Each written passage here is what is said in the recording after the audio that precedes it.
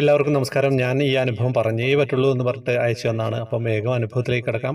അതിനു മുമ്പേ പറയട്ടെ, ത്രിമധുരം വാട്സപ്പ് ഗ്രൂപ്പിൽ എല്ലാ മാസവും നമ്മൾ 7 പേർക്ക് കൃഷ്ണവിഗ്രഹം സമ്മാനമായിട്ട് കൊടുക്കുന്നുണ്ട്. അപ്പം വാട്സപ്പ് ഗ്രൂപ്പിൽ വരാൻ ജോയിൻ ബട്ടണിലൂടെ വരിക. ഫേസ്ബുക്കിൻ്റെ കമൻറ്റ് ബോക്സിൽ അതിൻ്റെ ഡീറ്റെയിൽസ് ഉണ്ടാവും. അപ്പോൾ അനുഭവത്തിലേക്ക് കിടക്കാം. എൻ്റെ ഒരു അനുഭവം ത്രിമധുരത്തിലൂടെ അറിയിക്കണമെന്ന് ആഗ്രഹമുണ്ടായിരുന്നു. കഴിഞ്ഞ ഏപ്രിൽ ഗുരുവായൂർ തൊഴാൻ ഞാനും എൻ്റെ മക്കളും യാത്രയായി. കുട്ടികളായതുകൊണ്ട് തന്നെ ഉച്ചയ്ക്ക് റൂമിലെത്തിയപ്പോൾ കണ്ണനെ കാണുവാൻ വന്നില്ല. ഞാൻ കുളിച്ച് ഫ്രഷായി കണ്ണനെ കാണുവാൻ ധൃതിയിൽ ഭഗവതി നടയിലൂടെ കൊടിമരച്ചുവട്ടിലെത്തിയിട്ടോ. അവിടുത്തെ തിക്കിത്തിരക്കിൽ കണ്ണനെ ഒന്ന് കാണാൻ പറ്റുന്നില്ല. അവിടെ നിന്നും മനസ്സ് വേദനിച്ചപ്പോൾ ഞാൻ പറഞ്ഞു, നിന്നെ കാണാനല്ലേ കണ്ണാ ഞാൻ ഓടി വന്നത്.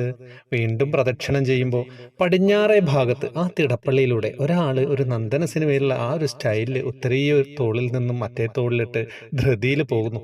പിന്നീട് പ്രസാദം റെസീപ്റ്റ് ആക്കുന്ന കൗണ്ടറിൽ അതിലൂടെ വരുന്നു. കണ്ടപ്പോൾ ആൾ പെട്ടെന്ന് എന്നെ നോക്കി ചോദിച്ചു, തൊഴുതോ എന്ന് ചോദിച്ചു. ഞാൻ പറഞ്ഞു ഇല്ലാന്ന്. അപ്പോൾ തന്നെ അദ്ദേഹം ഒരു പാസ് തന്നു. എന്നിട്ട് പറഞ്ഞു, ചുറ്റമ്പലത്തിൽ കയറിയപ്പോൾ അവിടെയുള്ളവരോട് പറഞ്ഞു 5 മിനിറ്റ് അവിടെ നിന്ന് തൊഴാൻ കഴിഞ്ഞു. അന്ന് അവതാരമായിരുന്നു, കാല് പിണച്ചു വെച്ച കണ്ണനായിരുന്നു. പിന്നീട് അവിടെ എവിടെയൊക്കെ തൊഴണമെന്ന് പറഞ്ഞു തന്നു. അത് കഴിഞ്ഞപ്പോൾ അവർ ചോദിച്ചു, ഊണ് കഴിച്ചോന്ന്. ഞാൻ പറഞ്ഞു ഇല്ല എന്ന്. വീണ്ടും അവർ അഗ്രശാലയിൽ പോയി 2 പേരും ഊണ് കഴിച്ചു. അതിൻ്റെ ഇടയിൽ അവർ കുടുംബവിശേഷമൊക്കെ ചോദിക്കുന്നുണ്ടായിരുന്നു കേട്ടോ. അത് കഴിഞ്ഞ് ഒരു പാൽപ്പായസം തന്നിട്ട് പറഞ്ഞു, റൂമിൽ കുട്ടികളല്ലേ, ഇത് അവർക്ക് കൊടുത്തോളൂ എന്ന്. അവരുടെ നമ്പറും തന്നു. ഞാൻ റൂമിലെത്തി, കുട്ടികൾക്ക് പായസം കൊടുത്തു. വൈകുന്നേരവും കണ്ണനെ കാണാൻ പോയി. മക്കളും കൂടെ ഉണ്ടായിരുന്നു.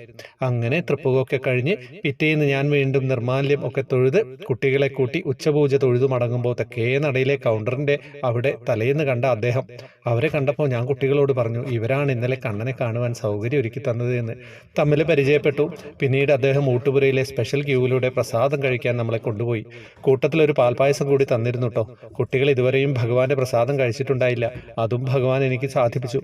അതുവരെ സാധാരണ ഒരു മനുഷ്യനായി മാത്രമേ ഞാൻ അദ്ദേഹത്തെ കണ്ടിരുന്നുള്ളൂ. ഇതൊക്കെ ഭർത്താവിൻ്റെ അടുത്ത് പറഞ്ഞു കേട്ടോ. അപ്പോൾ അദ്ദേഹം പറഞ്ഞു, ആ നമ്പർ തരൂ, ഞാൻ വിളിക്കാമെന്ന്. എന്നോട് പറഞ്ഞത് മുൻപ് ഞാൻ ഇവിടുത്തെ ഇലക്ട്രിക്കൽ ഡിപ്പാർട്ട്മെന്റ് ഉദ്യോഗസ്ഥൻ എന്നായിരുന്നു. അവർ എനിക്ക് തന്ന നമ്പറിൽ അപ്പോൾ ആ പറഞ്ഞിരുന്ന ആളല്ല. അത് അപ്പോഴാണ് ഭർത്താവ് പറഞ്ഞത് ഞാൻ ഉൾക്കൊണ്ടത് കേട്ടോ. സാക്ഷാൽ ആളാണ് എൻ്റെ കൂടെ ദർശനം ചെയ്യാനും ഊട്ടുപുരയിൽ പായസം കുട്ടികൾക്ക് കൊടുത്തോളൂ എന്ന് പറഞ്ഞൊക്കെ വന്നു. എൻ്റെ അനുഭവം ദീർഘമായി പോയി. എന്നാലും ഇത് ശ്രീകാന്ത് സാർ പറയുമ്പോൾ കേൾക്കാൻ ഒരു കൊതി. അതാണിപ്പോൾ പോസ്റ്റ് ചെയ്യാൻ കാരണം കേട്ടോ. സത്യം പറഞ്ഞു കഴിഞ്ഞാൽ നമ്പറിൽ വിളിച്ചു നോക്കുമ്പോൾ അദ്ദേഹം അല്ല, വേറെ ആരോ ആണ്. അപ്പം ഗുരുവായൂരിൽ ആരായിരിക്കും അങ്ങനെ ഒരാൾ സഹായിക്കാനുണ്ടാവുക? ആരായിരിക്കും? ഞാൻ പറയണോ അതോ നിങ്ങൾ പറയോ? നിങ്ങൾ പറയുന്നതായിരിക്കില്ലേ സുഖം. എല്ലാവരും പറയട്ടോ, പറഞ്ഞാലേ നമുക്കൊരു രസമുള്ളൂ. പറഞ്ഞ് എല്ലാവരിലേക്ക് എത്തിക്കുക. വേറെ ഒന്നും പറയാനില്ല. ഹരേ കൃഷ്ണ.